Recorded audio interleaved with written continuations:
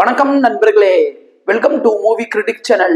இன்னைக்கு நம்ம ரீசெண்டா சன் நெக்ஸ்ட்ல ஜிவி பிரகாஷ் அவர்களோட நடிப்புல வெளிவந்திருக்கிற பிளாக்மெயில் படத்தோட ரிவ்யூ பத்தி தான் தெரிஞ்சுக்க போறோம்.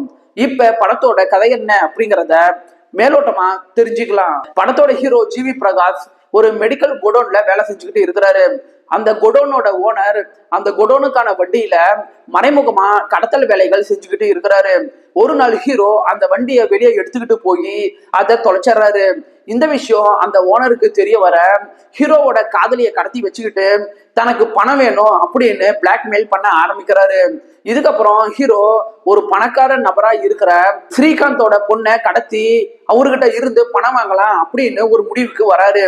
இதுக்கப்புறம் என்னென்ன நடக்குது அப்படின்னு சொல்றதுதான் படத்தோட மீதி கதையே. படத்துல லீடா நடிச்ச ஜிவி பிரகாஷ் ஆகட்டும், ஸ்ரீகாந்த் ஆகட்டும், பிந்து மாதவி ஆகட்டும், ரெட்டின் கிங்ஸ்லி ஆகட்டும் மற்றும் பல முக்கிய நடிகர்கள் ஆகட்டும் எல்லாருமே பர்ஃபார்மன்ஸ் வைஸா நீட்டாவே அவங்க கதாபாத்திரங்களை ஏற்று நடிச்சிருக்கிறாங்க.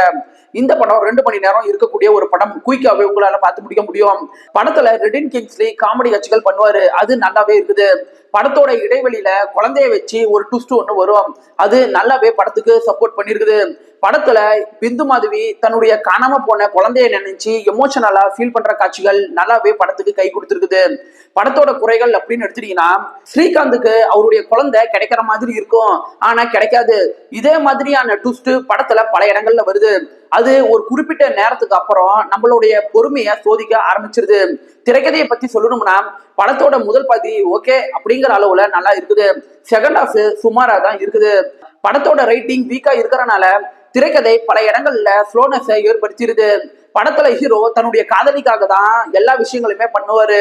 ஹீரோவுக்கும் ஹீரோவோட காதலிக்கும் எந்த மாதிரி ஒரு எமோஷன் பாண்டிங் இருக்குது அப்படிங்கிறத இன்னுமே இவங்க கொஞ்சம் டெப்தா கொண்டுட்டு வந்திருக்கலாம். ஒரே வார்த்தையில சொல்லணும்னா, இந்த படம் ஒரு ஆவரேஜான படம் தான். விருப்பப்படுறவங்க பாருங்க, படத்தை தாராளமா ஃபேமிலியோடய பார்க்கலாம்.